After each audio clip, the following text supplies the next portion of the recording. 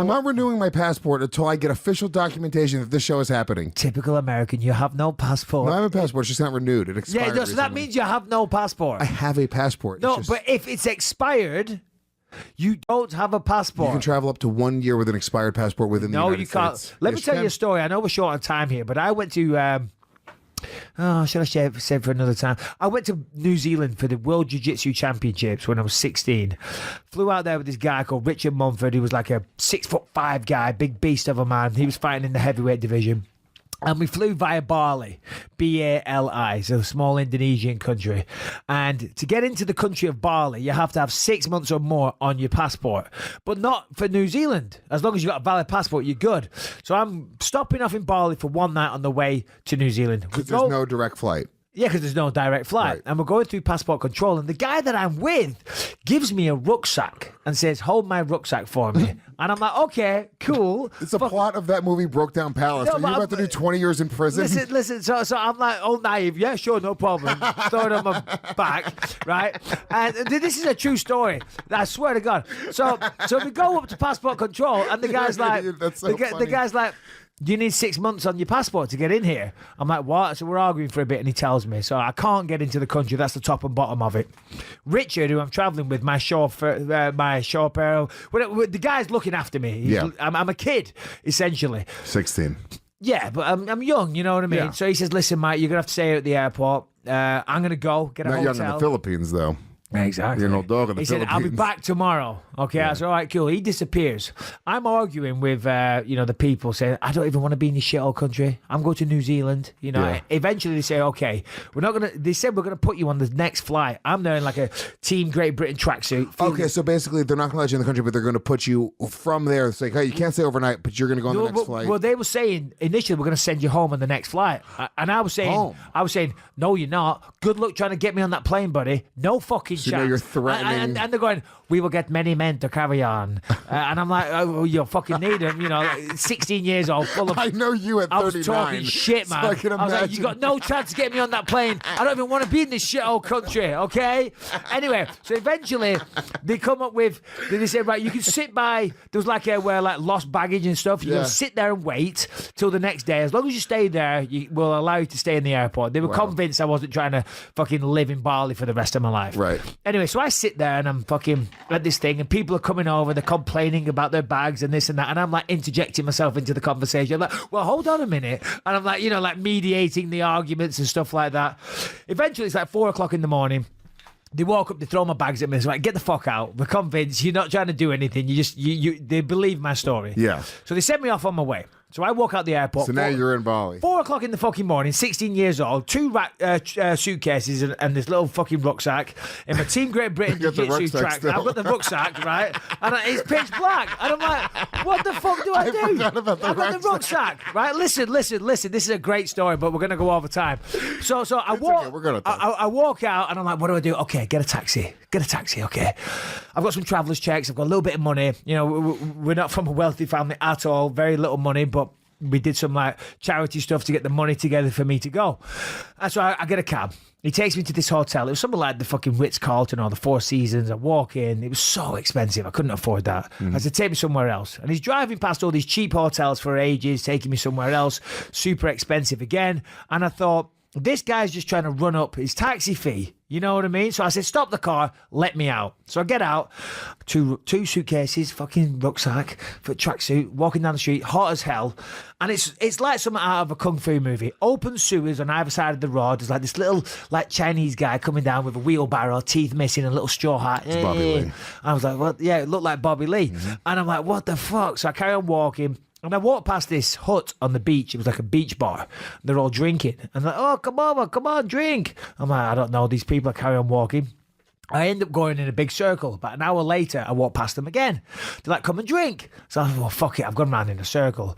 So I walk over there, and there's a bunch of locals and 3 fat German businessmen, all fucking hammered.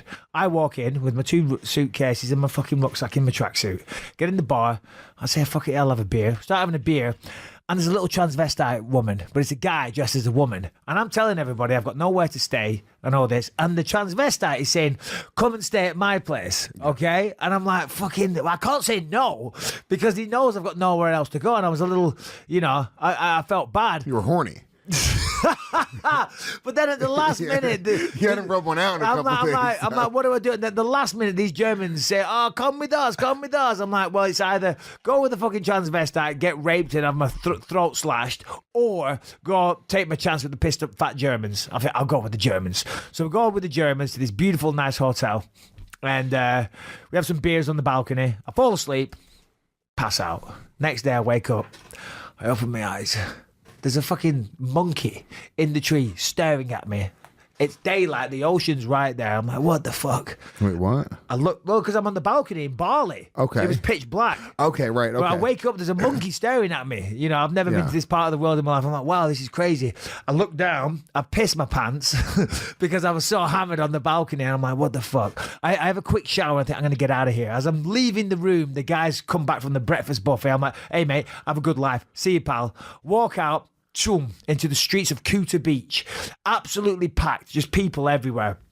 And as I walk out, these two young girls come over and they're like, you want to buy a watch? Want to buy a watch? I'm like, no, I've got a watch. I walk away and they're following me. Want to buy a watch? Want to buy a watch? Next minute, two people come over. Want to buy a t-shirt? Want to buy shorts? I'm like, no, I'm good. And I'm walking down the street and they're aggressively trying to sell me things, right? And eventually two girls come up and they're trying to sell me these little like leather bracelets, but they were kind of cute, so I gave them a little bit more time. There you go. And want to buy a watch? Want to buy a t-shirt? And I was like, no, I don't want to buy one. They were, well, we'll give you this one for free. And I think they like me. Okay. So they're putting them on me. I'm like, oh, cool, yeah. And then they go, okay, now you pay. I'm like, pay? No, you said it was free. No, you pay. So fuck off. Snap it off. I said, I don't even want anything. Fuck off. And by this point, I'm hungover. I'm hot and bothered. I'm sweaty. I'm sticky. I got two suitcases. I got the fucking rucksack. I got my tracksuit on. I'm like, oh, I just need a drink. And it's like fucking desert everywhere. And I look round, and in the middle of all these shacks and stuff like that, there's a fucking Kentucky Fried Chicken. And I'm like, oh, it's like a shrine. The best. So I walk in. Oh, to this day. Air conditioning. Yeah. I'm like, oh my God, because it was so hot. And I'm like, give me the biggest 7-Up or Sprite that you've got.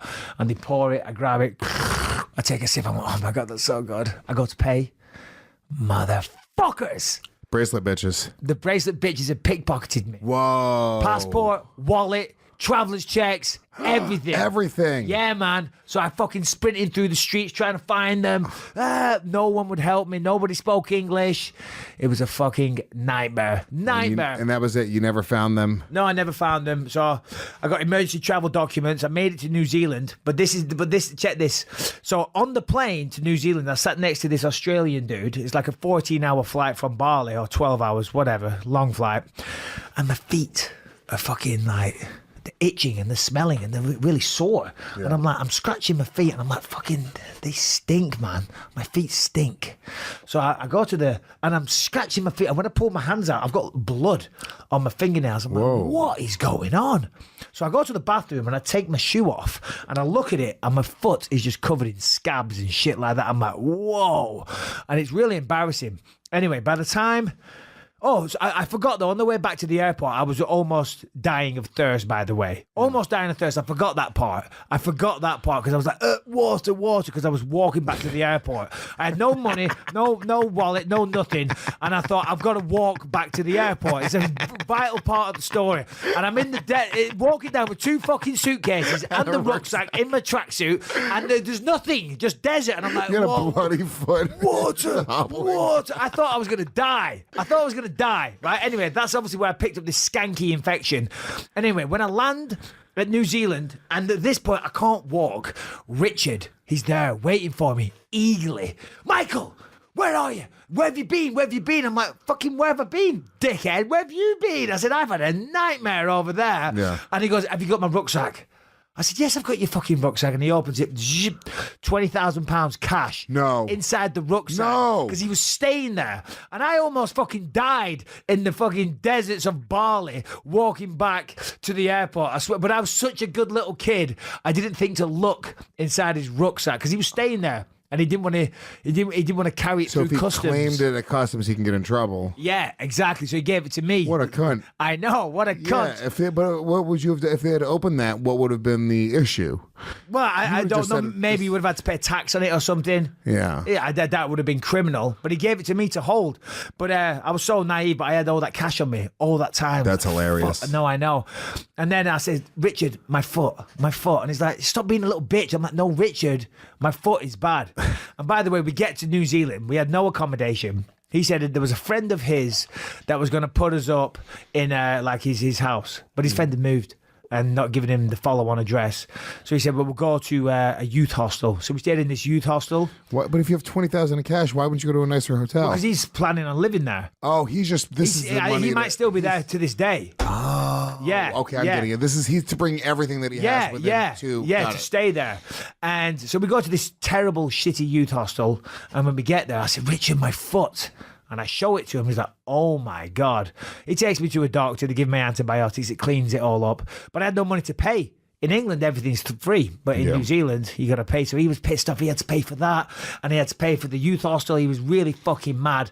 And we'd spar every day in this youth hostel. He'd push the chairs and everything to one side, and me and him would spar. And he was a heavyweight, like in his 30s. He'd beat the fuck out of me, and I'd feel like crying nearly every day. It was really fucking hard, and I hated him. I hated him. I fucking hated. He bullied me so bad. And then at the tournament, he got fucking knocked out on the first day, and I went home with a silver medal. Wow. And I got so much happiness of taking that silver medal, going, fuck you, you little dickhead, and you fucking low blows. He beat me up in that youth hostel every day. Do you know what I mean? Yeah. That was a shitty trip, I'll tell you that. Yeah, that's a fucking incredible story.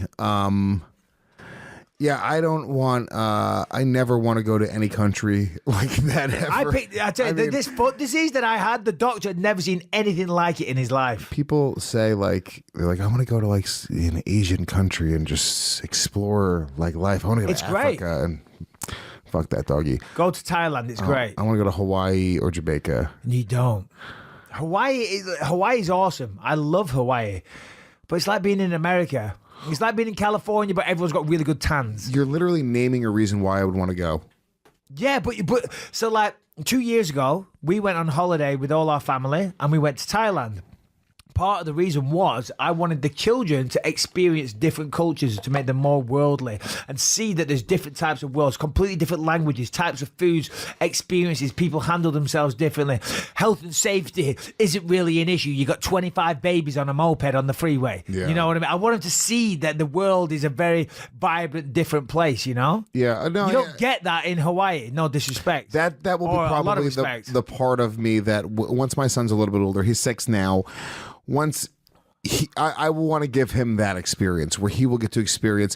But for me, monkeys on the telegraph poles, you know, on the phone lines and stuff like that. You know, it's cool to see for children. yeah, that's fine. For me though, if I'm going to choose what to do with my time, experiencing culture. It's just not. It sounds ignorant, but there's no part of me that's going like, oh, I want to really go to that museum and fucking look at a painting. I'm not a culture vulture. I do go to the occasional museum here and there. I do. Last time I was here, we went and checked out the. Yeah, but you brought your kids. No, when me and Rebecca were here What? last, we went to that museum at Central Park. What's it Museum of called? Sex. The big museum. I forget what it's Museum of called. Natural History. Yeah, no, not that one. The one at Central Park is the Museum of Natural History. That's the one. No, it wasn't the Museum of Natural History. MoMA? No, it's a huge one just right by Central Park. I forget the name of it. Those are the two gargantuan ones near. No. Guggenheim? No, not the Guggenheim. It's awesome.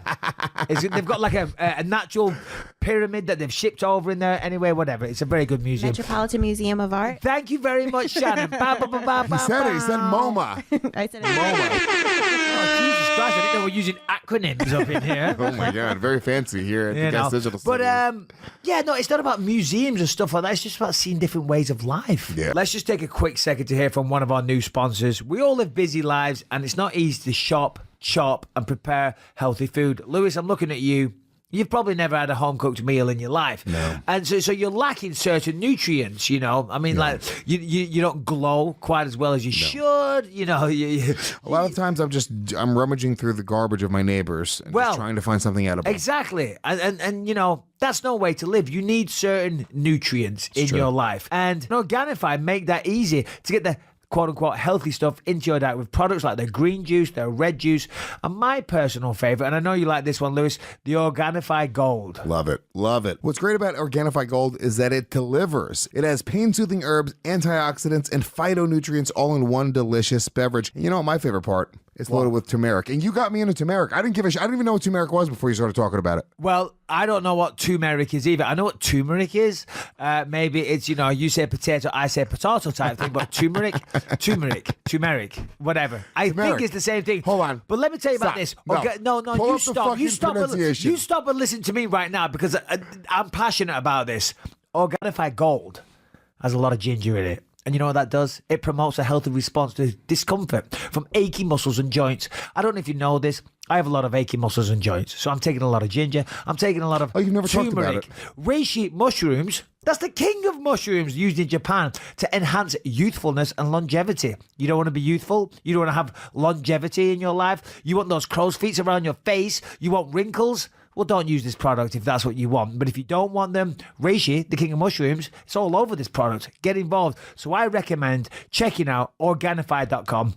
Being a little bit silly, having a laugh, but these products are fantastic. They really are. They truly do make it so easy. I'm taking them every day. I've got some of the little sachets with me here of all these types of juices, and they also come in pill form as well. Very, very easy to use. Tons of great products, packed with super nutrients, and they have a 60-day money-back guarantee. So go to Organifi.com and use the promo code BELIEVE for 20% off your entire order. Once again, that's Organifi, Organ, Organifi, Organifi.com, promo code BELIEVE, 20% off your entire order. Get the nutrients in a clean, easy, fast, efficient, friendly way